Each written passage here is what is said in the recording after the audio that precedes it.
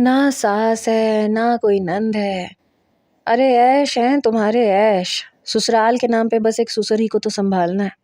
میں تو کہتی ہوں کہ بہترین رشتہ ہے۔ جویریہ کسی بزرگ خاتون کی طرح سے شروع ہو چکی تھی۔ اس کی بات سن کے مجھے غصہ آیا تھا۔ میں نے کہا مجھے نہیں کرنی شادی، دفع ہو جاؤ یہاں سے، مجھے سونے دو۔ ابھی تو بس دوپہر کے 12 ہی تو بجے تھے کہ اس نے میرا لحاف اتار کے یہ منحوس خبر سنائی کہ وہ بڑے صاحب مجھے اپنے بیٹے کے لیے دیکھنے آئے تھے، اور امی نے میرے وہ گن انہیں بتائے جو سرے سے مجھ میں تھے ہی نہیں۔ جی بھائی صاحب، ماشاءاللہ سے میرب کے کھانے تو پورے خاندان میں مشہور ہیں، اور سلیقہ شعاری کا تو آپ پوچھئے ہی مت۔ میری ماں، جس ماں نے آج تک مجھے بس کوسنے ہی سنائے تھے، اس بڑے صاحب کے سامنے میری جھوٹی تعریف کرنے میں کوئی کسر نہیں چھوڑی تھی۔ بھائی صاحب یہ کباب تو لیں، یہ بھی میرب نے بنائے ہیں۔ حالانکہ میں نے کچن میں جھانک کے بھی نہیں دیکھا تھا، سب کچھ امی اور جویریہ نے ہی بنایا تھا، لیکن پھر بھی مجھے وہ بزرگ خاصے سمجھدار لگ رہے تھے۔ مجھے 100% امید تھی کہ انکار ہی کر کے جائیں گے، مگر میں ابھی آدھی نیند میں تھی جب جویریہ نے مجھے یہ منحوس خبر سنائی۔ میرا تو آدھی جمائی منہ میں ہی رہ گئی۔ میں نے دوبارہ تکیے پہ سر رکھتے ہوئے کہا کہ مجھے نہیں کرنی شادی۔ وہ بھڑک اٹھی، ایسے کیسے نہیں کرنی؟ پتہ ہے لوگ کتنی باتیں کریں گے کہ چھوٹی بہن کی منگنی بھی ہو گئی اور اس کے سسرال والوں نے شادی بھی مانگ لی، اور بڑی بہن کا ابھی تک رشتہ ہی نہیں ہوا۔ وہ کسی دادی اماں کی طرح شروع ہو چکی تھی۔ میں نے کہا تو میرا کیا قصور ہے کہ پھپھو نے میرے بجائے تمہارا رشتہ اپنے سپوت کے لیے مانگ لیا، اور وہ شایان کا بچہ، اسے میں نظر نہیں آئی؟ کمینہ ہنس ہنس کے مجھے دیکھتا تھا، رشتہ تمہارا مانگ لیا۔ میری بات سن کے جویریہ نے مجھے آنکھیں دکھائیں۔ ہاں تو کام چور لڑکی کو کون اپنی بہو بناتا ہے؟ آنکھوں دیکھی مکھی کون نگلتا ہے؟ سنا نہیں تھا تم نے پھپھو نے کیا کہہ کے میرا رشتہ مانگا تھا؟ کہ ماشاءاللہ سے جویریہ نے پورا گھر سنبھال رکھا ہے۔ ارے کچھ گن تو اپنی بڑی بیٹی میرب کو بھی سکھا دینے تھے صفیہ۔ جویریہ کی بات پہ مجھے تو جیسے آگ لگی۔ میری نیند ویسے بھی اڑ چکی تھی۔ میں نے کہا ہاں تو مجھے عادت نہیں ہے نا تمہاری طرح چاپلوسیاں کرنے کی، پھپھو پھپھو پھپھو کہہ کے ان کے آگے پیچھے دم ہلانے کی۔ میں نے اپنے بالوں کا جوڑا بناتے ہوئے کہا، بیٹا تم جو اتنی خوش ہو رہی ہو نا، پتہ لگ جائے گا تمہیں جب پھپھو کے ساتھ ساتھ 3 نندیں اور 2 عدد چھوٹے دیور بھی سنبھالنے پڑیں گے۔ میں نے جویریہ کو پھپھو کا بڑا خاندان یاد کروایا۔ کہنے لگی شایان ہے نا، وہ سنبھال لے گا۔ وہ یوں اترائی جیسے پتہ نہیں کیا ہو، پھر مجھ سے بولی، دیکھو بجو، یہ رشتہ ہر لحاظ سے تمہارے حق میں بہتر ہے۔ ارے خاندان نام کی چیز ہی نہیں ہے، ایک تمہارا میاں ہوگا، دوسرا تمہارا سسر ہوگا، اللہ اللہ خیر صلاح۔ گھر میں ویسے بھی صفائی کے لیے ملازمہ ہوگی، ایک کھانا ہی تو بنانا ہوگا، اور وہ بھی صرف 2 لوگوں کا۔ اور پھر تمہاری نیند کی عادت میں بھی خلل نہیں آئے گا، کوئی تمہیں ڈسٹرب نہیں کرے گا، گھر میں شور شرابہ ہی نہیں ہوگا۔ میرے خیال سے تو یہ رشتہ تمہارے لیے بالکل پرفیکٹ ہے۔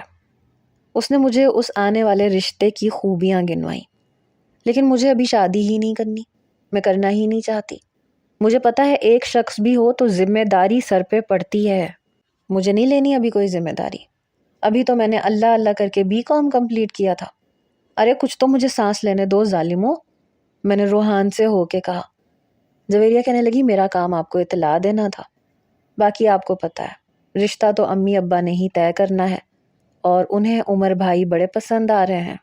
یہ تو میں بھی جانتی تھی کہ اگر رشتہ میرے ماں باپ کو پسند آ گیا تو مجھ غریب کو کس نے پوچھنا ہے، مجھے بس خبر ہی ملے گی کہ بہن رشتہ طے ہو گیا ہے، چلو اب اپنی تیاری کرو۔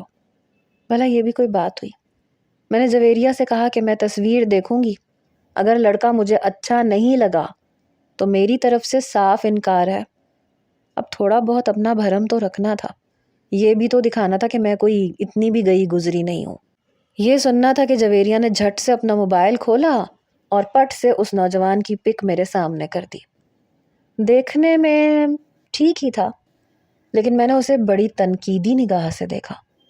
میں نے کہا جویریہ یہ دیکھو، اس کا ناک دیکھا تم نے؟ اتنا لمبا ہے، اور رنگت بھی کوئی اتنی گوری نہیں ہے۔ مجھے دیکھو میں کتنی خوبصورت ہوں۔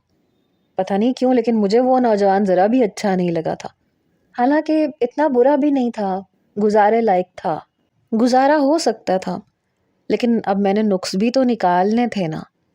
جویریہ کہنے لگی شرم تو نہیں آتی، اچھے خاصے بندے میں تم اتنے نقص نکال رہی ہو۔ بہرحال امی ابا کو تو بہت پسند آیا ہے، اور سچ پوچھو تو بہنوئی کی حیثیت سے مجھے بھی بہت اچھا لگا ہے، تمہارے ساتھ جچے گا۔ میں نے کہا بکو مت، امی کو تو میرے لیے ہر ایرا غیرا پسند آ جاتا ہے۔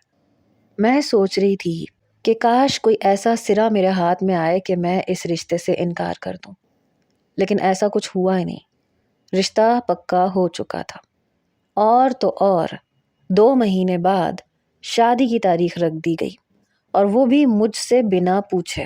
مجھے لگا شاید لڑکا مجھ سے بات کرنے کی کوشش کرے گا تو میں اسے کوئی نہ کوئی بہانہ بنا دوں گی، لیکن دوسری جانب سے ایسی کوئی بھی کوشش نہیں کی گئی۔ ہمارے ہاں لڑکیوں کو شادی سے پہلے موبائل دینے کا کوئی رواج نہیں تھا، اس لیے ہم لوگ گھر کے PTCL سے ہی گزارا کرتے تھے۔ ایک رات میں نے جویریہ سے کہا کہ یار یہ لڑکا تو بڑا بور ہے، دیکھو تو بات پکی ہوئے 15 دن گزر گئے، اس نے نہ تو میرا نمبر مانگا نہ کبھی فون کیا۔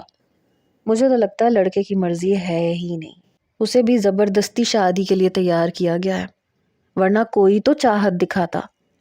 وہ ایک کمینہ شایان ہے، آئے روز تمہیں تحفے بھیجتا رہتا ہے، فون پہ باتیں کرتا ہے۔ جویریہ کو شاید برا لگا، بجو پلیز شایان کو کمینہ مت کہا کرے، مجھے برا لگتا ہے۔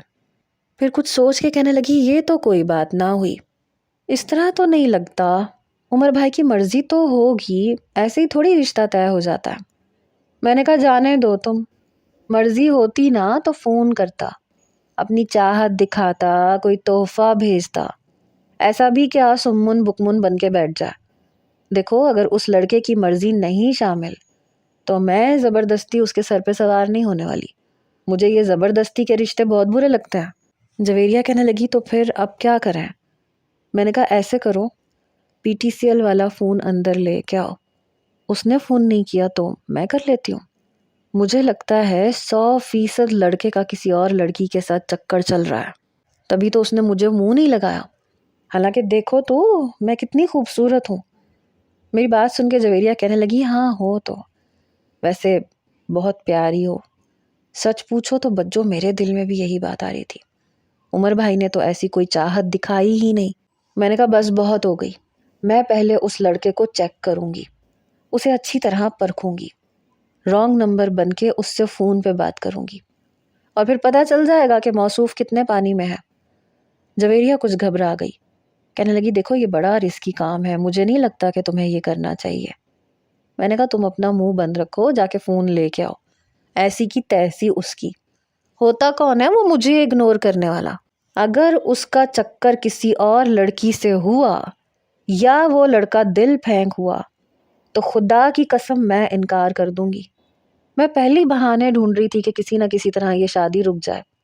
بہرحال جویریہ فون اندر لے کے آئی، لیکن کافی ڈری ہوئی لگ رہی تھی۔ دیکھو اگر اماں کو پتہ چل گیا نا کہ تم نے یہ کرتوت کیے ہیں تو تمہارے ساتھ ساتھ میری بھی اچھی والی ہو جائے گی۔ میں نے کہا کچھ نہیں ہوتا، آخر جس کے ساتھ زندگی گزارنی ہے اسے آزمانا بھی تو چاہیے۔ تمہارا کیا، تمہیں تو پھپھو کا بیٹا مل رہا ہے جس کے بارے میں الف سے لے کے یہ تک تم سب کچھ جانتی ہو۔ میرا بھی حق ہے کہ میں بھی اسے پرکھوں کہ وہ میرے قابل ہے بھی یا نہیں۔ میں نے جویریہ سے کہا کہ نمبر کیا اس کا؟ جویریہ کہنے لگی اچھا رکو، ڈائری میں لکھا ہوگا، میں ڈائری لے کے آتی ہوں۔ اور وہ جا کے فون کی ڈائری لے آئی۔ کہاں ہے قاسم صاحب؟ ارے یہ رہے۔ اس نے چند صفحے ہی پلٹے تھے کہ میرے سسر کا PTCL نمبر اسے مل گیا، البتہ عمر کا موبائل نمبر کسی کو نہیں پتا تھا۔ میں نے فون کیا، نہ مجھے کسی قسم کا کوئی ڈر تھا نہ خوف تھا، نہ ہی میرے دل نے کوئی دھک دھک کیا۔ مجھے بس یہ معاملہ خراب کرنا تھا، کیونکہ میں ذمہ داریوں سے بھاگتی تھی۔ مجھے اپنی یہ آزادانہ من موجی زندگی سے بڑا پیار تھا۔ دوسری یا تیسری بیل پہ فون اٹھا لیا گیا۔ ہیلو، بڑی بھاری بھرکم آواز تھی۔ میں تو ہیلو سن کے ہی بڑی بدمزہ ہوئی۔ میں نے گلا صاف کیا، ہیلو جی کیسے ہیں آپ؟ میں نے بڑی تیکھی سی آواز نکال کے کہا۔ شکر الحمدللہ، میں بالکل ٹھیک ٹھاک، لیکن خاتون آپ ہیں کون؟ میں نے کہا میں ایک لڑکی ہوں، دکھیاری، تنہائی کی ماری، پلیز مجھ سے دوستی کر لیں۔ میری بات سن کے مخالف سمت خاموشی چھا گئی۔ جویریہ منہ پہ ہاتھ رکھ کے ہنس رہی تھی۔ آپ چپ کیوں ہو گئے؟ کچھ تو بولیں۔ میں آپ کے ہی محلے میں رہتی ہوں، روز آپ کو آتے جاتے دیکھ کے آہیں بھرتی ہوں۔ آج دل کے ہاتھوں مجبور ہو کے آپ کو فون کیا ہے، پلیز مجھے مایوس مت کریں۔ دوسری جانب سے گلا صاف کرنے کی آواز آئی۔ دیکھیے خاتون، آپ نے مجھے کب دیکھ لیا؟ شاید آپ کو کوئی غلط فہمی ہوئی ہے۔ ارے بھائی، کہاں کی غلط فہمی؟ آپ کی وجاہت دیکھ کے تو میرا دل میرے قابو سے باہر ہے۔ میں آپ سے بہت محبت کرتی ہوں، خدا کے لیے انکار مت کیجیے گا۔ میں شاید کچھ زیادہ ہی جذباتی جملے بول گئی تھی۔ بابا، بابا، کہاں ہیں آپ؟ پیچھے سے ایک نوجوان کی آواز آئی۔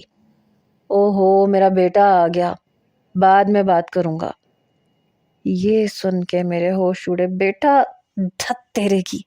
میں نے جلدی سے فون بند کیا کہ ارے یار، یہ تو لڑکے کا باپ تھا۔ یہ سن کے جویریہ کے فلک شگاف کہے کمرے میں گونجے تھے۔ میں نے تکیہ اٹھا کے اسے مارا۔ رات کا 1 بج رہا اور تم جاہلوں کی طرح ہنس رہی ہو۔ امی آ گئی نا تو 100 جوتے لگائیں گی۔ میں نے اسے ڈپٹا، مگر اس کی ہنسی ہی بند نہیں ہو رہی تھی۔ بچوں، کچھ تو شرم کرنی چاہیے، شوہر کے بجائے سسر سے اس طرح کی باتیں کرتے ہوئے۔ میں نے اسے کچا چبا جانے والی نظروں سے دیکھا تھا۔ بکو مت، مجھے کیا پتا تھا کہ وہ ابا حضور ہوں گے، مگر جب باپ اتنا دل پھینک ہو سکتا ہے تو بیٹا ان سے بھی 2 ہاتھ آگے ہوگا۔ باپ 2 نمبری تو بیٹا 10 نمبری۔ میں ابھی یہی سوچ رہی تھی جب فون کی گھنٹی بجی۔ ایک تو دنیا چاند پہ پہنچ گئی، مگر ہمارے گھر پہ وہی دادا کے زمانے کا فون تھا جس پہ انگلی سے گھما گھما کے نمبر ملائے جاتے تھے اور جس کی گھنٹی پورے گھر میں گونجتی تھی۔ میں نے جلدی سے فون اٹھایا کہ کہیں سارا خاندان اس گھنٹی کی آواز سے نہ اٹھ جائے۔ ہیلو ہیلو، کون؟ میں نے دھیرے سے پوچھا۔ آپ کون بول رہی ہیں؟ اس بار آواز مختلف تھی۔ میں نے کہا فون آپ نے کیا ہے؟ شرم نہیں آتی آپ کو رات کے اس پہر جوان لڑکیوں کے گھر پہ فون کرتے ہوئے؟ مجھے لگا شاید کسی رانگ نمبر سے فون آ گیا ہے۔ کیا میں اس جوان لڑکی کا نام جان سکتا ہوں؟ آپ جویریہ ہیں یا میرب؟ یہ سن کے میرے 14 طبق روشن ہوئے تھے۔ یہ کون تھا جسے میرا اور جویریہ کا نام تک پتا تھا؟ شایان کی آواز تو میں پہچانتی تھی، اور وہ کبھی بھی رات کے 1 بجے فون نہیں کر سکتا تھا۔ بولیں، کون ہیں آپ؟ دیکھیں، آپ کا نمبر میرے PTCL پہ آ چکا ہے، اس لیے جھوٹ مت بولیے گا۔ کون ہیں آپ؟ نام بتا دیں، ورنہ کل میں ماجد صاحب کے سامنے دونوں کا نام لے کے شکایت لگاؤں گا کہ آپ کی بیٹیاں منہ اندھیرے میرے گھر فون کر رہی تھیں۔ یہ سن کے میری تو گویا جان نکلی۔ اس سے پہلے کہ میں فون بند کرتی، دیکھیے فون مت بند کیجیے گا، میں بہت برا انسان ہوں۔ اپنا نام بتا دیں ورنہ شامت دونوں کی آئے گی۔ ویسے میرا غالب گمان یہ ہے کہ آپ میرب ہے۔ Am I right؟ جویریہ بھی میرے کان کے ساتھ کان لگائے سن رہی تھی۔ جی جی، میں میرب ہی ہوں، یہ جویریہ نے بولا تھا۔ میں نے فوراً سے فون بند کر دیا۔ جویریہ کی بچی، یہ کیا کیا تم نے؟ میرا نام کیوں لیا؟ وہ کہنے لگی تو فون کا شوشہ تمہیں نے چھوڑا تھا، میں کیوں پھنسوں؟ سگی بہن ہو کے وہ میری بینڈ بجا چکی تھی۔ خون کتنی جلدی سفید ہوتا ہے یہ میں نے جویریہ کو دیکھ کے اندازہ لگایا تھا۔ مجھے ڈر لگنے لگا۔ یہ مجھے پہلے عقل کیوں نہیں آئی کہ اس شخص کے فون پہ کالر ID بھی ہو سکتی ہے؟ ہمارے گھر دادا کے زمانے کا فون تھا، ان کے گھر پہ تو نہیں ہو سکتا تھا۔ اب میں صحیح معنوں میں ڈر گئی تھی۔ کچھ دیر تو مجھے بہت ٹینشن ہوئی۔ جویریہ مجھے مزید ڈر آنے لگی کہ اب کیا ہوگا بجو، قاسم انکل کیا سوچیں گے؟ ٹینشن کے مارے مجھے بھوک بہت لگتی تھی۔ میں نے سائڈ ٹیبل کا دراز کھولا، چپس نکال کے کھانی شروع کر دی اور سوچنے لگی کہ واقعی اب کیا ہوگا؟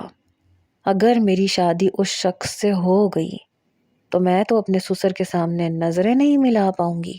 1 منٹ میں چپس کا 1 پیکٹ ختم کر چکی تھی۔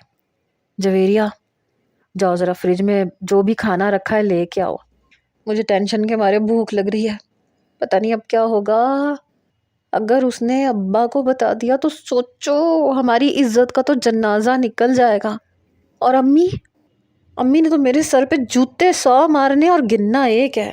ہائے اللہ، اب کیا ہوگا؟ کچھ سوچ میرب، کچھ سوچ. جویریہ بھی جانتی تھی کہ مجھے ٹینشن میں بھوک بہت زیادہ لگتی ہے، اس لیے وہ پھلوں کی ٹوکری اٹھا کے لے آئی. سیب کھاتے ہوئے میں نے سوچا کہ فون کر کے معذرت کر لینی چاہیے، لیکن پھر انا آڑے آ گئی کہ نہیں بھائی، ابھی سے اس شخص کے سامنے معافی تلافی شروع کر دوں گی تو ساری زندگی وہ مجھ سے معافی ہی منگوائے گا. لیکن 3 سیب 4 کینو کھانے کے بعد مجھے لگا کہ نہیں، اتنا بھی بے غیرت نہیں ہو سکتا کہ میری شکایت میرے باپ کو لگا دے. شاید وہ مجھے ڈرانے کی کوشش کر رہا تھا. میں بے فکر ہو کے سو چکی تھی، مگر مجھے نہیں پتا تھا کہ وہ شخص 1 نمبر کا فضول انسان ہوگا، کیونکہ رات کو جب ابا گھر پہ آئے تو بڑے غصے سے مجھے پکارا. میری تو آدھی جان نکل گئی. میں کمرے سے باہر آئی تو ابا کے ساتھ ساتھ میری ماں کے تیور بھی خاصے بگڑے ہوئے تھے. جی جی ابا، میں نے منمناتے ہوئے کہا. جی ابا کی بچی، کیا حرکت کی ہے تم نے آج؟ مجھے عمر کی کال آئی تھی، کہہ رہے تھے کہ رات کے 1 بجے آپ کے گھر سے کسی میرب کی کال آئی تھی. سب خیریت تو ہے؟ مجھے یہ بتاؤ کہ تم نے رات کو عمر کے گھر پہ فون کیوں کیا تھا؟ یہ بھلا کوئی کرنے والا کام ہے؟ میں تو شرمندہ ہو کے رہ گئی. میری والدہ کہنے لگی بے شرمی میں تو ماسٹر کر رکھا ہے اس لڑکی نے. پھر مجھے غصے سے دیکھتے ہوئے کہنے لگی، میں پوچھتی ہوں، شرم نہیں آئی تمہیں خود سے فون کرتے ہوئے؟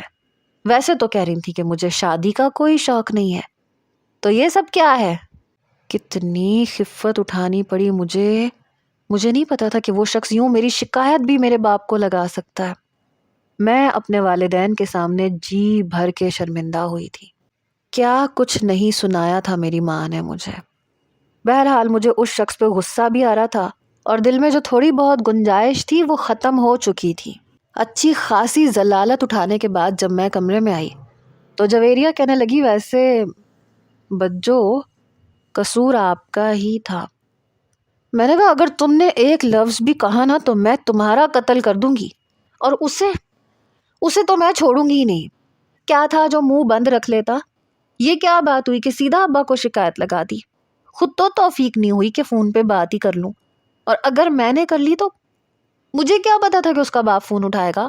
میں تو اسے چیک کرنا چاہ رہی تھی، کوئی مری تھوڑی جا رہی تھی اس کی محبت میں. میری طرف سے بھاڑ میں جائے. بہرحال 3 دن میں نے اپنی ماں کی ڈانٹ اور پھٹکار سنی اس شخص کی وجہ سے. اور پھر میری ماں کو شاپنگ کا خیال آنے لگا. کہنے لگی تم جویریہ کے ساتھ جا کے اپنے کپڑے خرید لو، میں تمہارے ابا کے ساتھ جا کے ذرا فرنیچر وغیرہ دیکھاؤں. ہمارے ہاں زیادہ تر ماں باپ ہی چیزیں پسند کرتے تھے. ہاں یہ تھا کہ جوڑے خریدنے میں لڑکی کی پسند شامل ہو جاتی تھی، باقی فرنیچر اور دوسری چیزیں امی خود ہی پسند کر کے لے آئی تھیں. ہم 3 بہنیں تھیں. بڑی بہن کی شادی ہو چکی تھی اور وہ بھی خالہ کے گھر پہ، اور جویریہ پھپھو کے گھر جا رہی تھی. بس ایک میں بچی تھی غیر خاندان میں جانے کے لیے. حالانکہ میں بھی چاہتی تھی کہ میرا رشتہ بھی کسی پھپھو چاچی ماموں خالہ کے ہاں آ جاتا، لیکن کسی نے مجھے منہ نہیں لگایا. حالانکہ تینوں بہنوں میں سب سے زیادہ خوبصورت تھی، لیکن ہمارے گھر میں شاید سگڑاپے کو زیادہ اہمیت دی جاتی تھی. بہرحال میں جویریہ کے ساتھ شاپنگ پہ چلی گئی.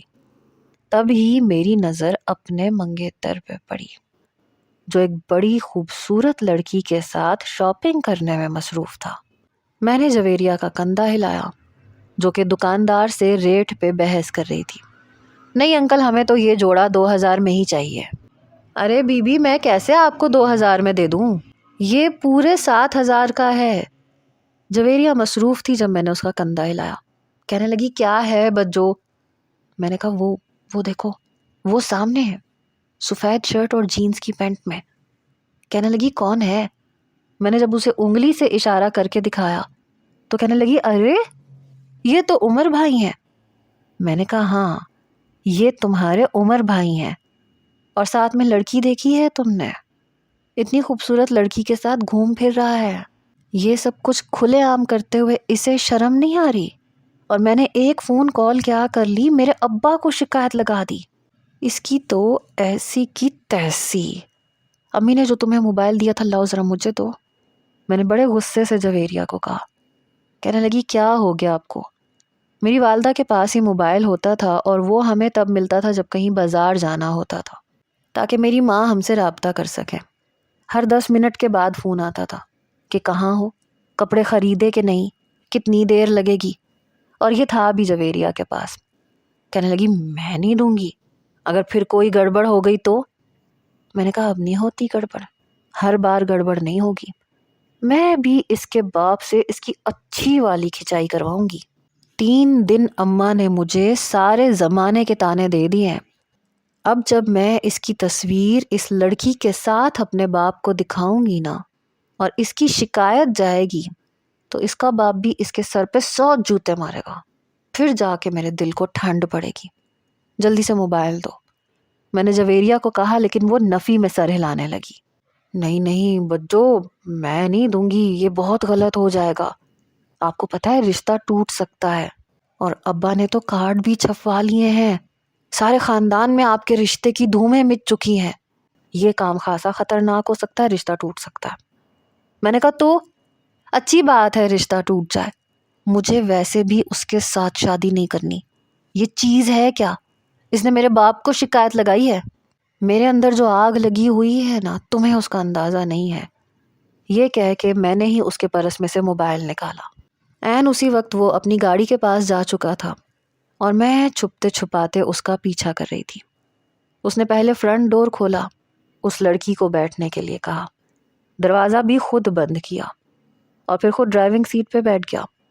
اس سے پہلے کہ وہ وہاں سے جاتا اور میری یہ کوشش ناکام ہو جاتی، میں نے جلدی سے رکشہ روکا۔ جویریہ میرے ساتھ ساتھ تھی۔ کہنے لگی یہ کیا کر رہی ہو؟ میں نے کہا رکو تو، اس کی تو میں پھیر کے رکھ دوں گی۔ میں نے رکشے والے سے کہا یہ وائٹ گاڑی کے پیچھے لگاؤ، اس کا پیچھا کرنا ہے۔ رکشے والے نے پہلے مجھے حیرت سے دیکھا، پھر گاڑی کو دیکھنے لگا، کہنے لگا کون ہے اس میں؟ میں نے کہا تمہارا باپ ہے، جو کہہ رہی ہوں نا بس وہ کرو، رکشہ چلاؤ۔ میں جویریہ کے ساتھ رکشے میں بیٹھ گئی۔ رکشے والے نے گاڑی کے پیچھے رکشہ لگا دیا۔ میں نے کہا اور تیز چلاؤ، اگر یہ گاڑی چلی گئی نا تو میں تمہیں چھوڑوں گی نہیں۔ کیمرہ میں نے آن کیا ہوا تھا، جیسے ہی میرا رکشہ گاڑی کے برابر سے گزرے گا میں اس کی تصویر کھینچ لوں گی۔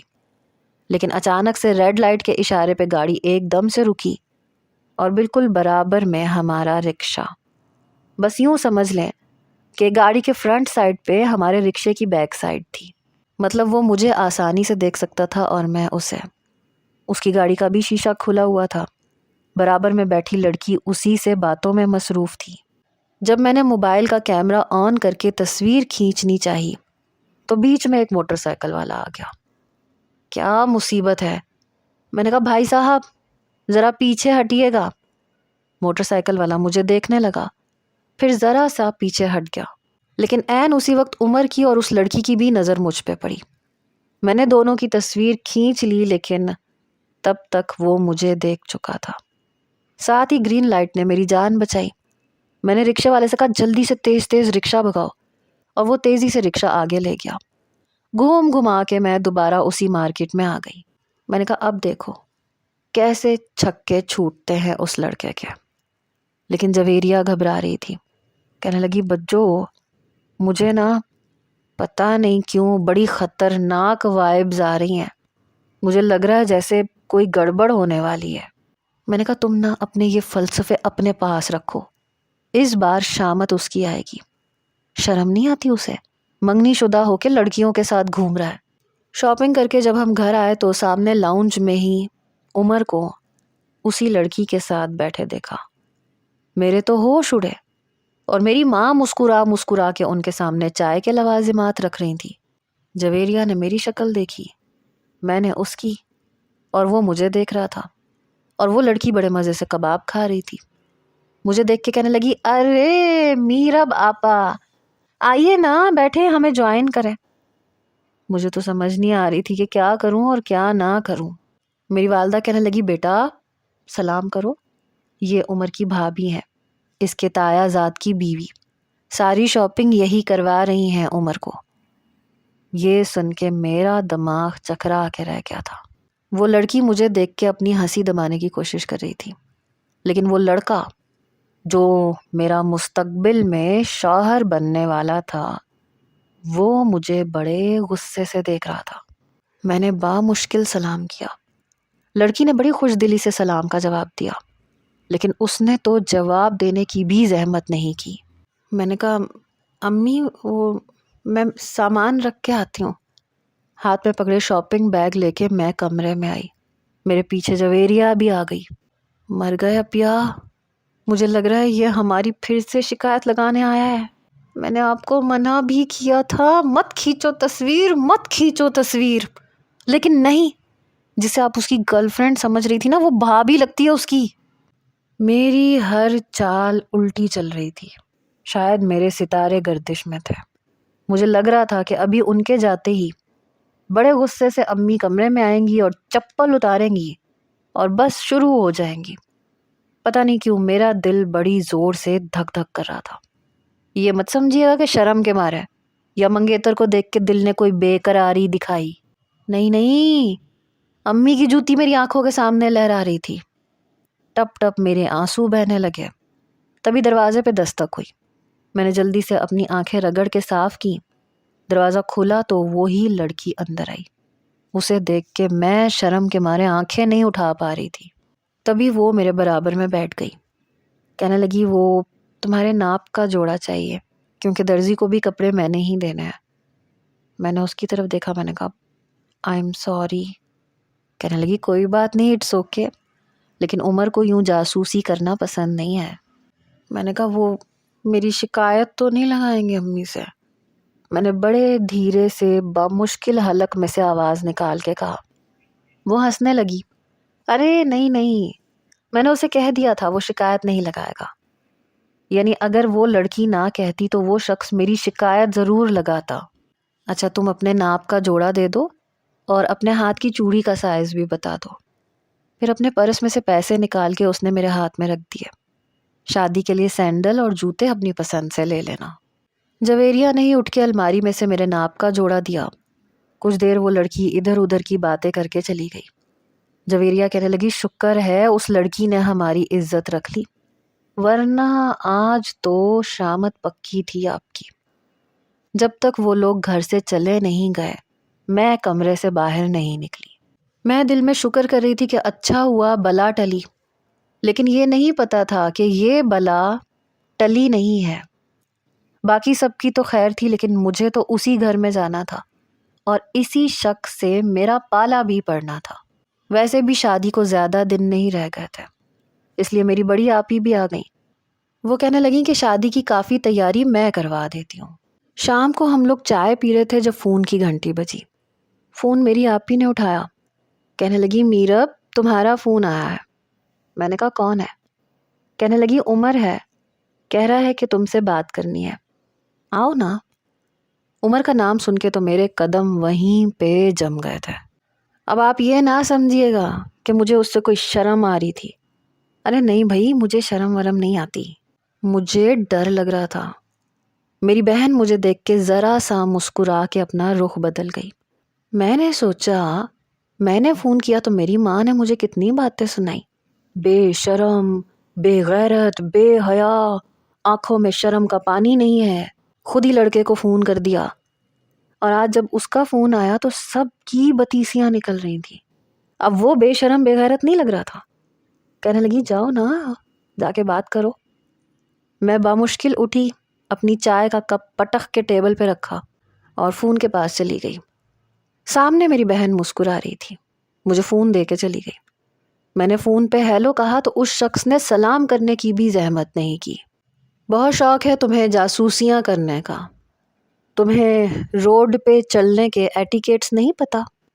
4 لوگ ہمیں دیکھ رہے تھے اور تم یوں میری تصویر لے رہی تھی جیسے میں کوئی گینگسٹر ہوں۔